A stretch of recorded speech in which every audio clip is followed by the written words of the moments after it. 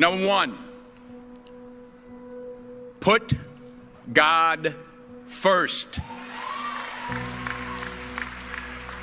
Put God first in everything you do. Everything that you think you see in me, everything that I've accomplished, everything that you think I have, and I have a few things, everything that I have is by the grace of God. Understand that. It's a gift. 40 years ago, March 27th, 1975, it was 40 years ago, just this past March, I was flunking out of college. I had a 1.7 grade point average. I hope none of you can relate. I had a 1.7 grade point average. I was sitting in my mother's beauty shop. They still call it beauty shops now? What they call it now? Yeah, I was sitting in the beauty parlor. I was sitting in my mother's beauty parlor, and I'm looking in the mirror, and I see behind me this woman under the dryer. And every time she looked up, every time I looked up, she was looking at me, just looking me in the eye. And I didn't know who she was, and I said, she said, somebody give me a pen, give me a pencil. I have a prophecy. March 27, 1975, she said, boy, you are going to travel the world and speak to millions of people. Now, mind you, I flunked out of college. I'm thinking about joining the army. I didn't know what I was going to do, and she's telling me I'm going to travel the world and speak to millions of people. Well, I have traveled the world, and I have spoke to millions of people. But that's not the most important thing, the success that I had. The most important thing is that what she taught me and what she told me that day has stayed with me since. I've been protected. I've been directed. I've been corrected. I've kept God in my life and has kept me humble. I didn't always stick with him, but he always stuck with me. So stick with him in everything you do. If you think you want to do what you think I've done, then do what I've done and stick with God. Number two, fail big. That's right. Fail big. Today's the beginning of the rest of your life, and it can be very frightening. It's a new world out there. It's a mean world out there, and you only live once. So do what you feel passionate about. Take chances professionally. Don't be afraid to fail. There's an old IQ test, was 9 dots, and you had to draw 5 lines with a pencil within these 9 dots without lifting the pencil. The only way to do it was to go outside the box. So don't be afraid to go outside the box. Don't be afraid to think outside the box. Don't be afraid to fail big, to dream big. But remember, dreams without goals are just dreams, and they ultimately fuel disappointment. So have dreams, but have goals. Life goals, yearly goals, monthly goals, daily goals. I try to give myself a goal every day. Sometimes it's just to not curse somebody out. Simple goals, but have goals. And understand that to achieve these goals, you must apply discipline and consistency.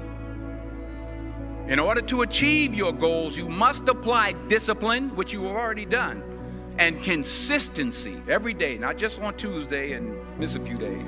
You have to work at it every day. You have to plan every day. You've heard the saying, we don't plan to fail, we fail to plan. Hard work works.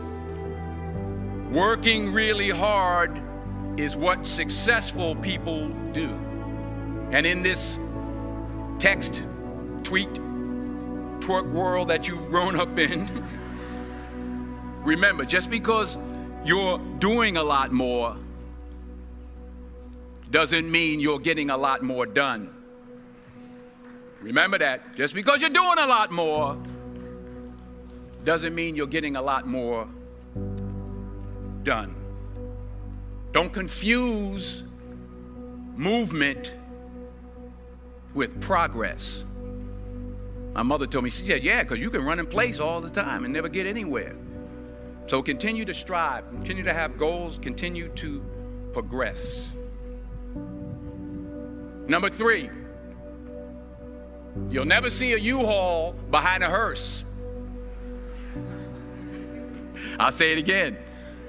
You'll never see a U-Haul behind a hearse. I don't care how much money you make, you can't take it with you. The Egyptians tried it. They got robbed. That's all they got. You can't take it with you. And it's not how much you have. It's what you do with what you have. We all have different talents. Some of you will be doctors, some lawyers, some scientists, some educators, some nurses, some teachers. Yeah, okay. Some preachers. The most selfish thing you can do in this world is help someone else. Why is it selfish? Because the gratification, the goodness that comes to you, the good feeling that I get from helping others, nothing's better than that. Well, one or two things, but nothing's better than that. Not jewelry, not big house I have, not the cars, but it's the joy. That's where the joy is, in helping others. That's where the success is, in helping others. Finally, I pray that you put your slippers way under the bed tonight, so that when you wake up in the morning, you have to get on your knees to reach them. And while you're down there, say thank you for grace. Thank you for mercy. Thank you for understanding. Thank you for wisdom. Thank you for parents. Thank you for love. Thank you for kindness. Thank you for humility. Thank you for peace. Thank you for prosperity. Say thank you in advance for what's already yours. It's how I live my life. That's why I am, one of the reasons why I am today. Say thank you in advance for what is already yours. True desire in the heart for anything good is God's proof to you, sent beforehand to indicate that it's yours already. I'll say it again.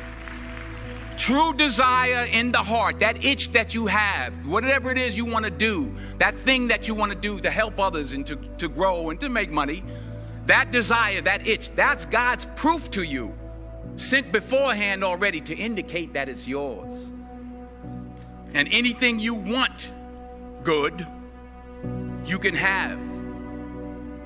So claim it. Work hard to get it.